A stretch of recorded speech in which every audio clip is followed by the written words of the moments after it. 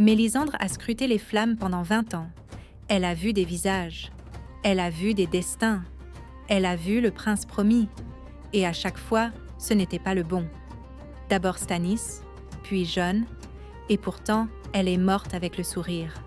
Convaincue que tout s'était accompli, que sa vie n'avait pas été vaine, que le Seigneur de la Lumière l'avait guidée sur le droit chemin.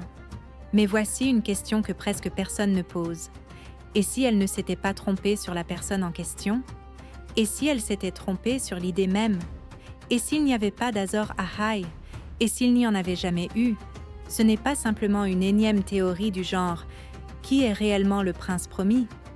Les fans n'ont rien contre ce genre de théorie. Il en existe des milliers. Il s'agit ici d'une théorie d'un autre ordre. Elle affirme que Martin a créé la prophétie d'Azor Ahai, non pas pour qu'elle se réalise, mais pour montrer ce qui arrive aux gens qui y croient. Et ce qui leur arrive n'est pas très réjouissant. Dans l'univers de Martin, la prophétie n'est pas un phare qui guide. C'est un piège. Et ceux qui tombent dedans, en général, n'en ressortent plus. Aujourd'hui, nous allons vérifier cette théorie, en toute honnêteté, sans chercher à faire correspondre les faits à une conclusion préétablie. Nous allons rassembler les indices, les examiner un par un et mettre en évidence leurs faiblesses. À la fin, nous rendrons un verdict avec lequel vous aurez tout à fait le droit de ne pas être d'accord, car c'est justement pour cela que les commentaires existent. Avant d'aller plus loin, il faut définir le canon. Il faut établir une distinction claire entre ce qui relève des faits établis au sein de l'univers et ce qui relève de l'interprétation. Azor Ahai est un héros légendaire issu de la foi en R'hllor, le Seigneur de la Lumière.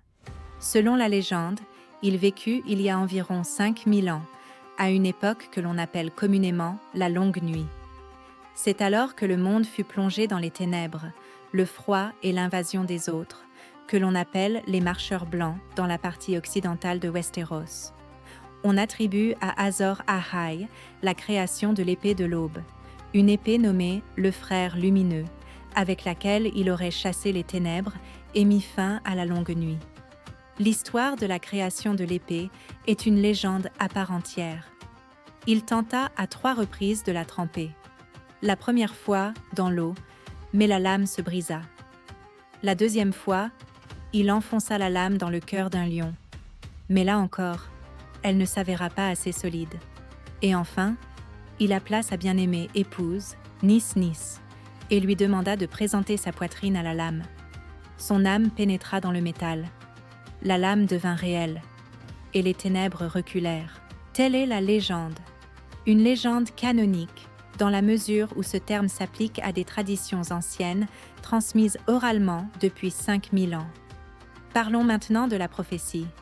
Il en existe plusieurs versions dans le texte de Martin et elles varient légèrement selon la source qui la cite. Mélisandre la prononce le plus souvent ainsi. Quand l'étoile saignera et que les ténèbres s'épaissiront, Azor Ahai renaîtra parmi la fumée et le sel pour réveiller les dragons de pierre. Il existe également une version plus longue, que l'on retrouve ailleurs. Viendra un jour, après un long été, où les étoiles saigneront et où le souffle glacial des ténèbres s'abattra lourdement sur le monde. À cette heure terrible, un guerrier retirera une épée enflammée du feu.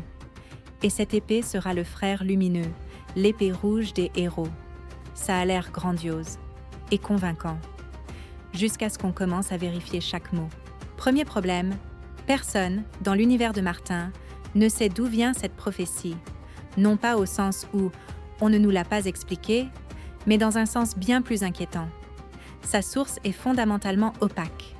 Il s'agit d'une tradition que les prêtres de R'hllor conservent et diffusent.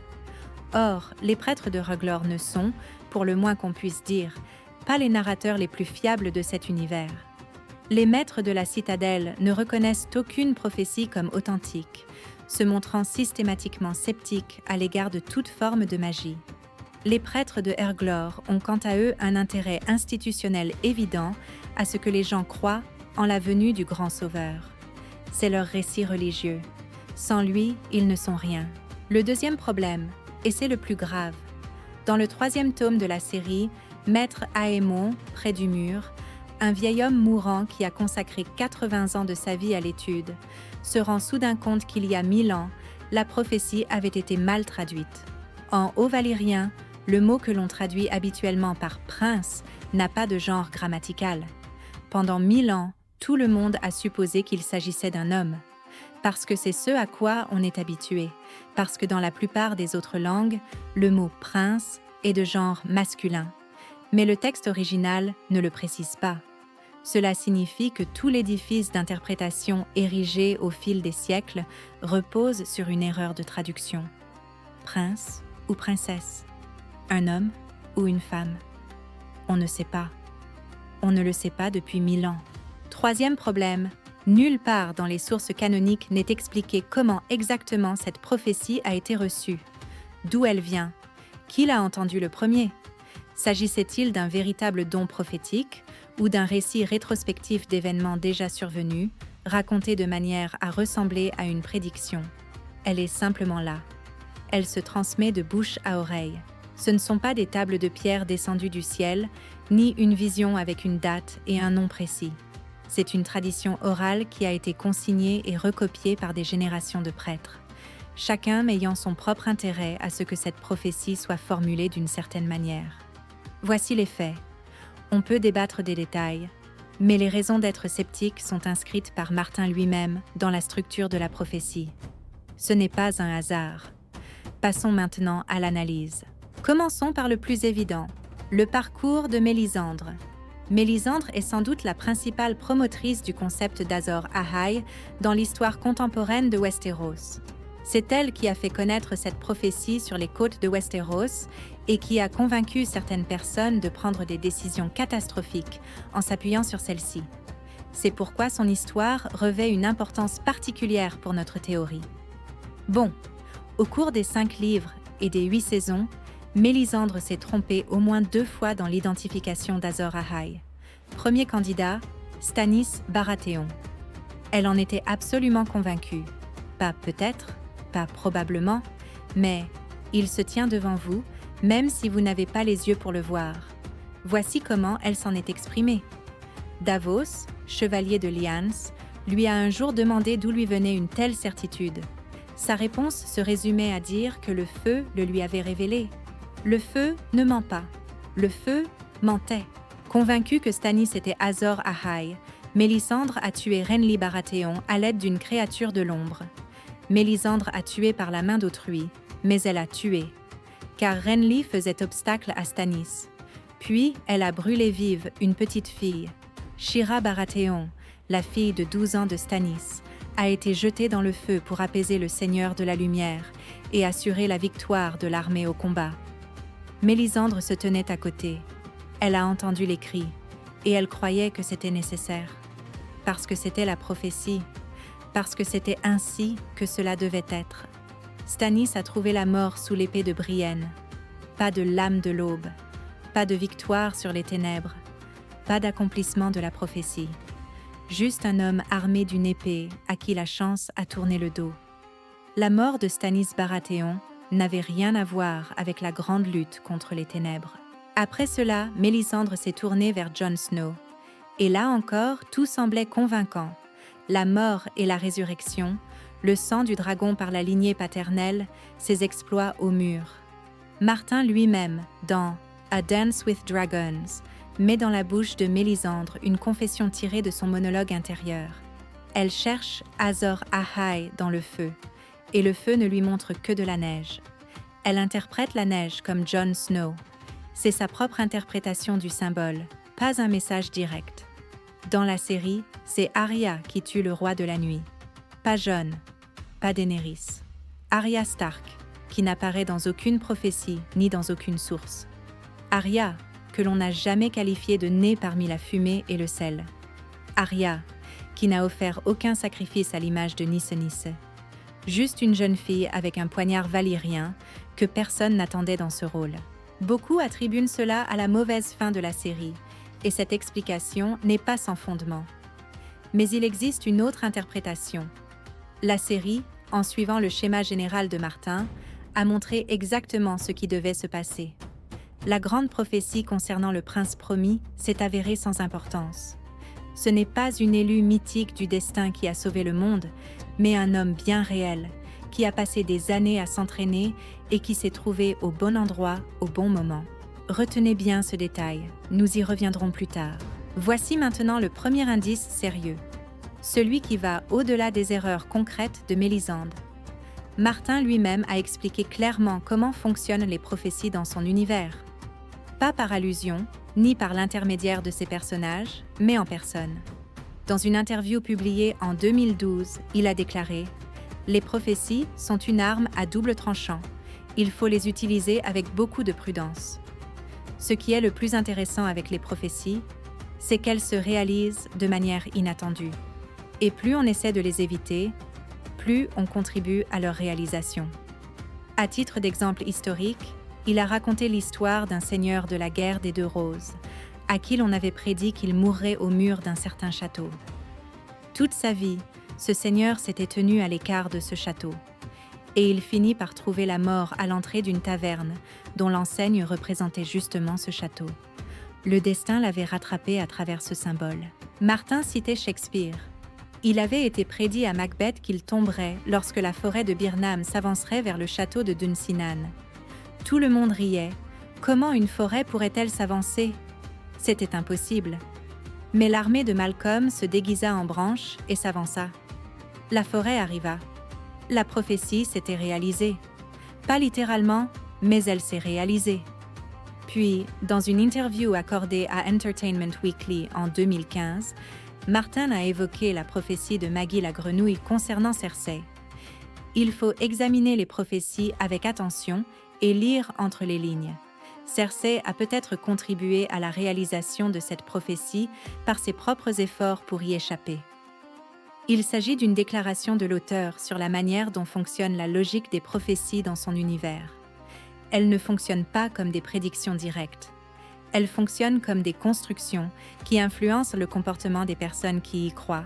Et c'est souvent cette influence elle-même qui provoque l'événement prédit.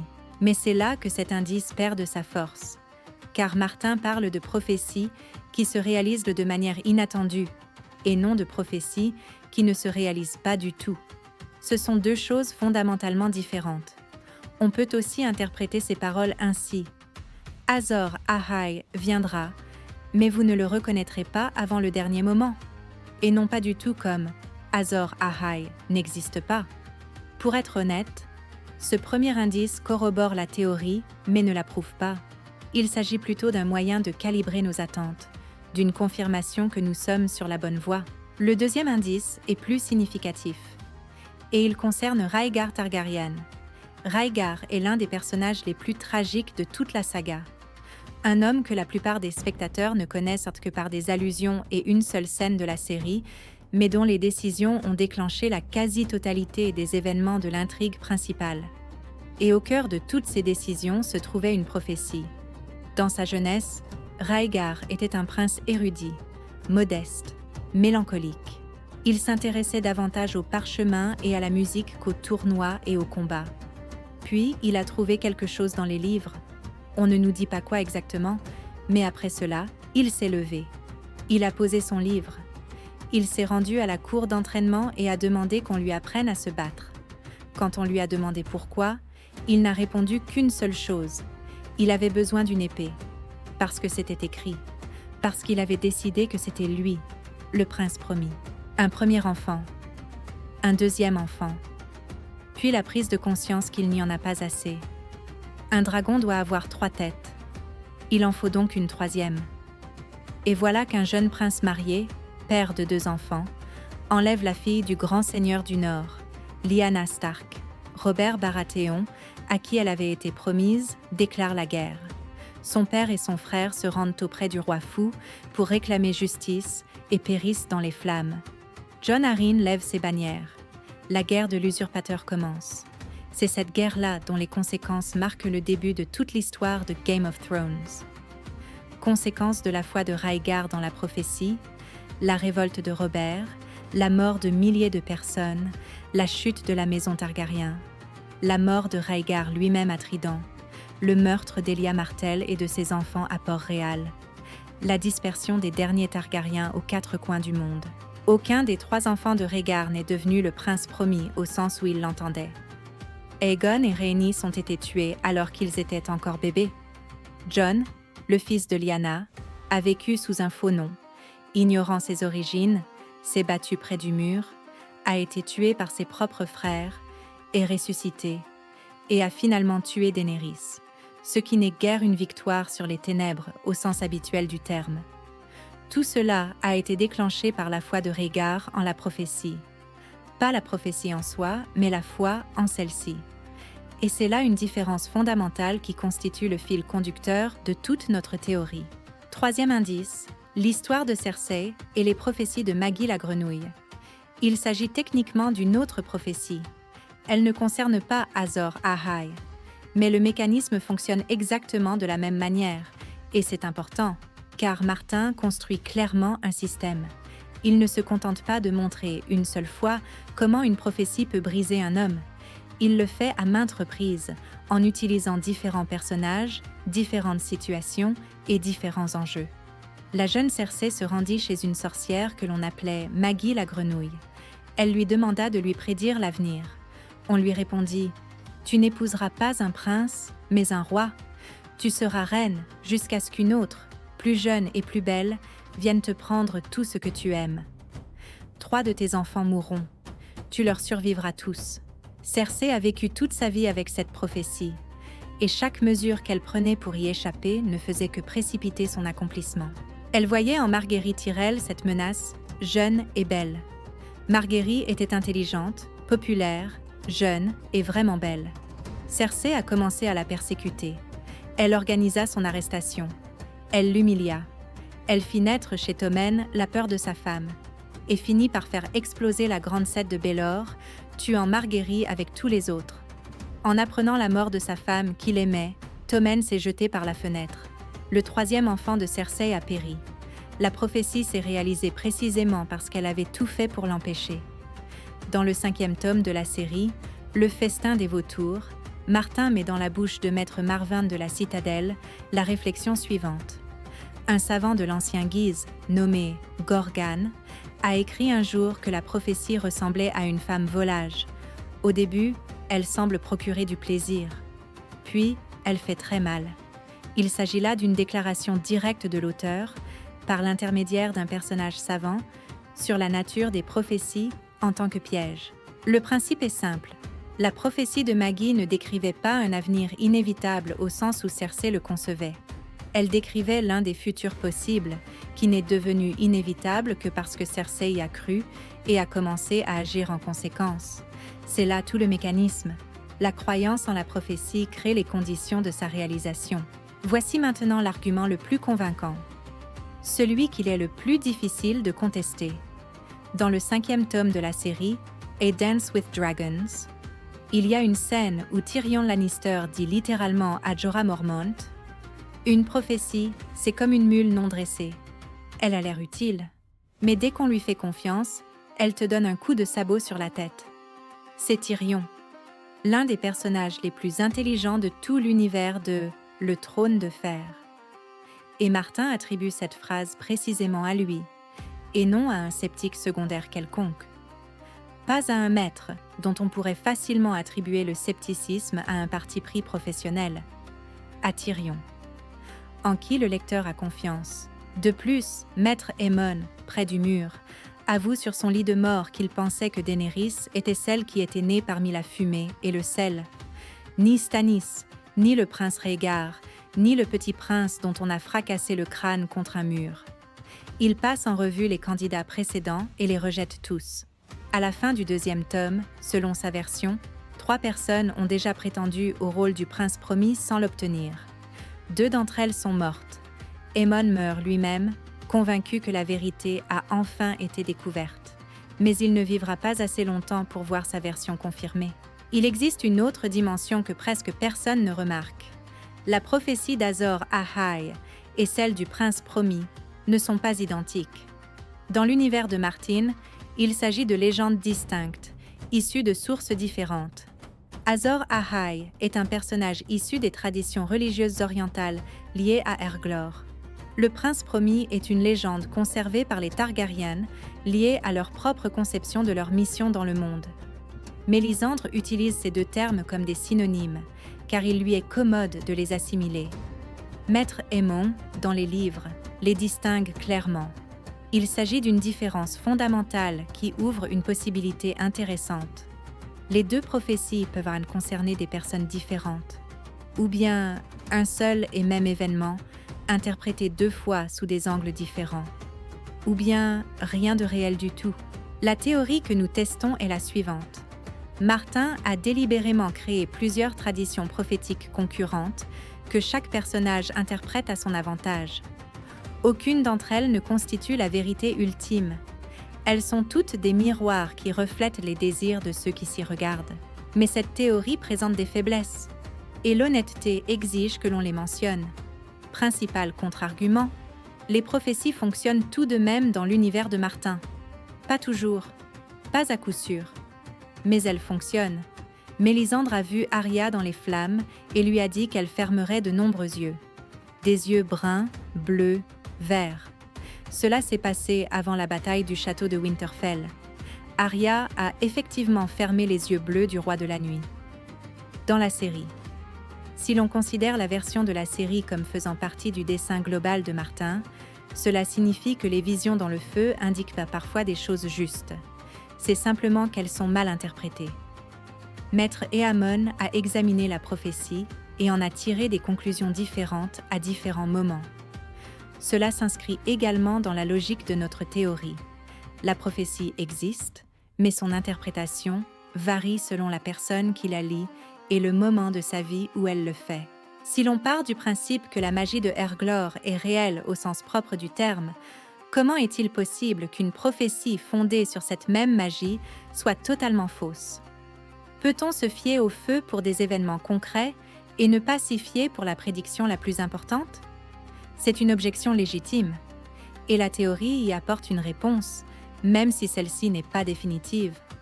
Il est possible qu'Azor Ahai existe, dans le sens où quelqu'un sauvera bel et bien le monde de la longue nuit. Mais il n'existe pas au sens d'un individu précis, présentant un ensemble de caractéristiques prédéterminées. L'événement aura lieu, mais pas parce que celui qui le provoquera est né sur une île volcanique. Simplement parce que cette personne se révélera suffisamment préparée et suffisamment courageuse au moment opportun. La prophétie décrit ce qui s'est produit une fois dans le passé et est extrapolée à tort vers l'avenir.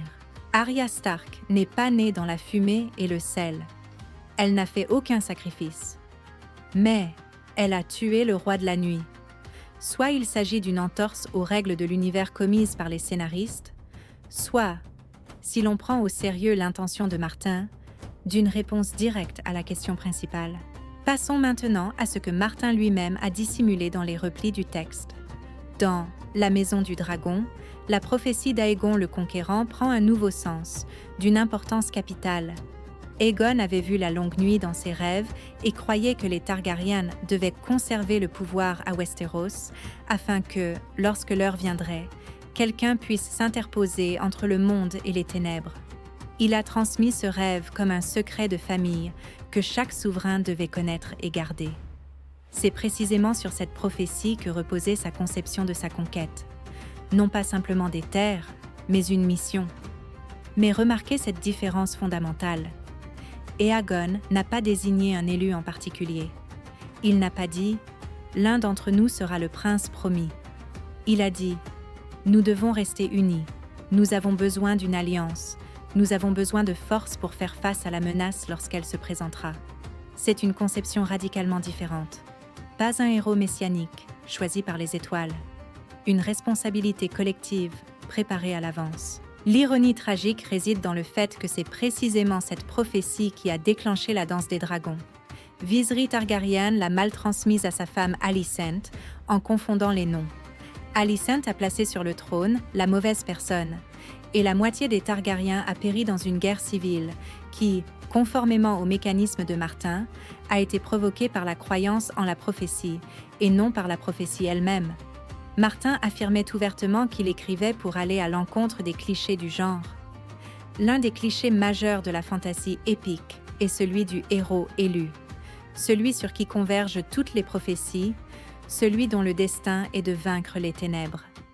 Chez Tolkien, Frodon porte l'anneau précisément parce qu'il est un hobbit, et qu'un hobbit passe inaperçu dans l'obscurité. C'est le destin. Dans la légende du roi Arthur, un seul homme peut retirer l'épée du rocher. C'est la prédestination. Martin a souligné à plusieurs reprises dans ses interviews, les réponses simples ne l'intéressent pas. Ce qui l'intéresse, c'est la manière dont le pouvoir, la foi et la prophétie brisent des personnes réelles qui ne se montrent pas à la hauteur de leurs convictions. Le concept d'Azor Ahai dans son univers est une cible idéale pour une telle déconstruction. Le mythe le plus puissant, le piège le plus séduisant. Et c'est précisément pour cette raison que ce n'est pas une seule personne qui tombe dedans, mais plusieurs. Rhaegar, Stannis, Daenerys, en partie. Mélisandre, tout au long de sa vie. Il y a un autre aspect que presque personne n'aborde. Il concerne la structure même de la manière dont les prophéties se réalisent dans l'univers de Martin. Supposons que le prince promis soit bel et bien un concept réel, que quelqu'un joue réellement un rôle clé dans la lutte contre les autres. La question se pose alors, pourquoi Martin a-t-il mis tant de soin à construire un système de faux candidats ? Pourquoi a-t-il montré avec tant de détails comment chaque interprétation successive de la prophétie s'avérait erronée ? La réponse la plus logique, pour que le lecteur, lorsque le vrai Azor Ahai apparaîtra, ne puisse pas le reconnaître avant le tout dernier moment. Une astuce classique du roman policier, dissimuler la vérité parmi de fausses pistes. Mais il existe une autre réponse. Martin ne construit pas ce système de faux candidats pour qu'à la fin, l'un d'entre eux s'avère être le bon, mais pour montrer que le mécanisme même de la recherche du prince promis est vicié. Chaque découverte successive semble aussi convaincante que la précédente. À chaque fois, on assiste à la même série de coïncidences. À chaque fois, le candidat est tout aussi bien fondé que son prédécesseur. Ce n'est pas une mise en route vers la réponse finale. C'est la démonstration que n'importe quelle réponse sera fausse. Dans ce contexte, ce qui se passe dans la série ne semble plus être une erreur de scénario. C'est une personne à laquelle personne ne s'attendait qui tue le roi de la nuit. Car lorsque personne ne s'y attend, la prophétie ne peut pas devenir un piège. Arya ne croyait pas qu'elle était le prince promis. Elle a simplement fait ce qu'elle savait faire, et cela a fonctionné. On pourrait poser la question autrement. Si l'un de ceux que l'on appelait le prince promis avait réellement joué un rôle clé dans la victoire sur les autres, cela aurait très probablement été une coïncidence fortuite avec la prophétie et non son accomplissement. Tout comme ce fut une coïncidence que le seigneur de la guerre des roses soit mort près d'une taverne dont l'enseigne ressemblait à un château. Mais comme nous l'avons déjà dit, dans les livres, cette histoire n'est pas encore terminée. Martin reste silencieux. Les vents de l'hiver n'ont pas encore été écrits. La trame narrative pointe dans une certaine direction, mais elle n'a pas le dernier mot. Voyons maintenant ce que toute cette structure signifie pour la compréhension de la saga elle-même. Il existe une tendance difficile à ignorer lorsqu'on examine tous les personnages liés d'une manière ou d'une autre à la prophétie. Tous ceux qui l'ont prise au pied de la lettre et ont organisé leur vie en fonction de son accomplissement ont échoué ou ont péri. Non pas à cause de facteurs extérieurs, mais à cause de la prophétie elle-même. Rhaegar a trouvé la mort parce qu'il a volé ou enlevé Lyanna pour obtenir une troisième tête de dragon. Stannis a trouvé la mort après avoir brûlé sa propre fille sur les conseils de Mélisandre. Cersei a perdu tous ses enfants parce qu'elle persécutait toutes les femmes qui pouvaient être plus jeunes et plus belles. Dans le final de la série, Daenerys a incendié Port-Réal, animée par la conviction de son droit et de sa mission. Viserys, dans House of the Dragon, en transmettant la prophétie, a déclenché la danse des dragons, qui a anéanti la moitié de sa famille et presque tous les dragons. Et maintenant, regardez ceux qui ont survécu et ont réussi. Arya ne pensait pas à la prophétie. Elle pensait à des personnes bien précises figurant sur une liste bien précise. Sansa n'a jamais prétendu être l'élu. Tyrion était sceptique face à toute forme de mysticisme. Brandon Stark s'est assis sur le trône, et aucune prophétie ne prédisait explicitement cela. C'est un thème récurrent chez l'auteur. Martin démontre de manière cohérente que la croyance en une élection divine, en une mission prophétique ou en la prédestination de soi-même ou d'autrui mène à la catastrophe. L'absence de cette croyance permet de prendre des décisions fondées sur la réalité et non sur un texte rédigé il y a des millénaires. Martin a étudié la guerre des Deux Roses pendant des décennies. Il a étudié l'histoire réelle, dans laquelle les gens prenaient des décisions guidées par la conviction d'être l'élu de Dieu ou de détenir un droit légitime. La guerre entre les York et les Lancaster, qui a manifestement influencé le conflit entre les Stark et les Lannister, était en grande partie une guerre visant à déterminer quel récit sur l'élection divine était le bon. Les deux maisons considéraient leurs prétendants comme légitimes. Les deux maisons ont périssé, génération après génération. Il n'y avait pas d'élection divine. Il n'y avait qu'un homme avec une armée et un mariage opportun. En ce sens, la théorie selon laquelle Azor Ahai n'est pas un personnage élu spécifique est une thèse sur la nature même du monde que Martin construit. Un monde sans providence, un monde où les dieux se taisent ou n'existent pas, un monde où les prophéties n'existent pas pour guider, mais pour séduire et détruire. Et c'est précisément pour cela que Martin les qualifie d'épées à double tranchant. Non pas parce qu'elles sont dangereuses pour les ennemis, mais parce qu'elles sont dangereuses pour celui qui les brandit. Conclusion. Tous les indices ont été examinés. Que faut-il en faire ? Azor Ahai a très probablement existé en tant que personnage historique. Dans l'Antiquité, quelqu'un s'est bel et bien opposé à la longue nuit. C'est un fait au sein de l'univers, et il n'y a aucune raison de le nier. La prophétie concernant le retour d'Azor Ahai existe bel et bien. Elle est réelle en ce sens qu'on la prononce, qu'on y croit et qu'on s'y réfère. Elle exerce une influence réelle sur le cours des événements. Mais la prophétie, en tant qu'outil permettant de désigner un héros précis doté d'un ensemble de traits distinctifs, n'a jamais fonctionné de manière systématique, pas une seule fois, tout au long de l'histoire telle que nous la voyons dans les livres et la série. Aucun des candidats ne correspondait parfaitement. Ceux qui y croyaient ont pris des décisions catastrophiques. La prophétie elle-même contient une erreur de traduction vieille de 1000 ans. Sa source est obscure.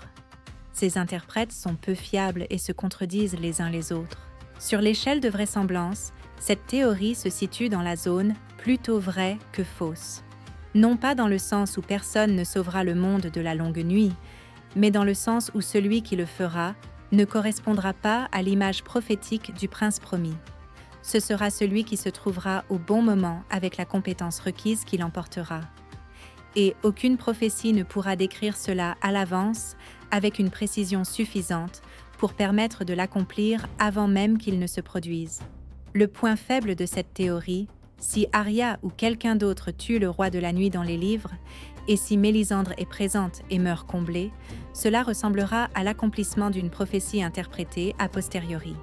C'est précisément ainsi que fonctionnent toutes les prophéties de Martin. Elles se réalisent de telle manière que l'on peut y inscrire rétrospectivement ce qui s'est produit. Cela ne réfute pas la théorie, cela la confirme, car c'est précisément ce caractère creux de la prophétie qui permet d'y inscrire n'importe quelle issue qui la rend dangereuse. Le point de vue de l'auteur confirme cette théorie. Martin l'a dit clairement et à plusieurs reprises, les prophéties sont des pièges. Chaque fois qu'un personnage accepte pleinement une prophétie, celle-ci le détruit. Une version des événements dans laquelle Azor Ahai apparaîtrait comme un sauveur élu clairement identifiable, muni d'une épée enflammée et présentant tous les signes de la prophétie, aurait radicalement rompu avec le style de Martin. Car c'est précisément contre cela qu'il a écrit toute sa vie. Voici mon verdict. Le prince promis, en tant que concept, existe au sein de l'univers. Il s'agit d'une véritable prophétie, avec une histoire réelle et des conséquences réelles. Mais le prince promis, en tant que héros élu concret doté de traits reconnaissables, n'existe pas au sens où les personnages le cherchaient. Plus précisément, il existe exactement dans la mesure où l'on croit en lui. Et cette foi tue systématiquement ceux qui y adhèrent. Mélisandre y croyait. Et cette croyance a coûté la vie à Shireen Baratheon et a entraîné l'échec du siège de Port-Réal et la perte de toute l'armée qui suivait Stannis vers le mur. Rhaegar y croyait, et cette croyance a coûté la vie à sa femme, à ses enfants à lui-même, ainsi qu'à des milliers de personnes qui ont péri lors de la guerre de l'usurpateur. Viserys croyait suffisamment fort pour garder la prophétie d'Aegon comme un secret d'État, et c'est précisément l'incompréhension de ce secret qui a déclenché la danse des dragons. La prophétie a tué plus de gens que le roi de la nuit. Pour l'instant, c'est là l'idée principale de Martin. Non pas que la magie soit irréelle, non pas que la longue nuit ne représente pas une menace, mais que la croyance en une destinée est plus dangereuse que la menace elle-même, que les gens, convaincus d'être élus ou que quelqu'un d'autre l'est, cessent de réfléchir. Ils se mettent à agir. Et accomplir une prophétie, ce n'est pas sauver le monde. C'est transférer la responsabilité de ses propres décisions à une force invisible. On boucle la boucle. Au tout début, nous avons parlé de Mélisandre, qui est morte en souriant, convaincue que la prophétie s'était accomplie. Arya a tué le roi de la nuit. C'est fait. Maintenant, regardez cette scène sous un autre angle.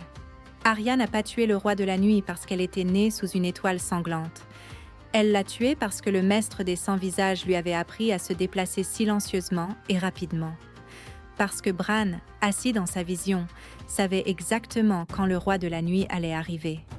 Parce que Jaime Lannister a rompu la promesse faite à Cersei et a fait venir une armée du Sud. Parce que Theon Greyjoy a tenu la porte, alors qu'il aurait pu s'enfuir. Parce que des centaines d'hommes sans nom se tenaient dans l'obscurité et ont défendu le mur jusqu'au bout. Aucun d'entre eux n'était le prince charmant. Ils étaient tous ensemble. Dites-nous dans les commentaires, cette théorie tient-elle la route ou s'effondre-t-elle? Et abonnez-vous pour ne pas manquer la prochaine analyse.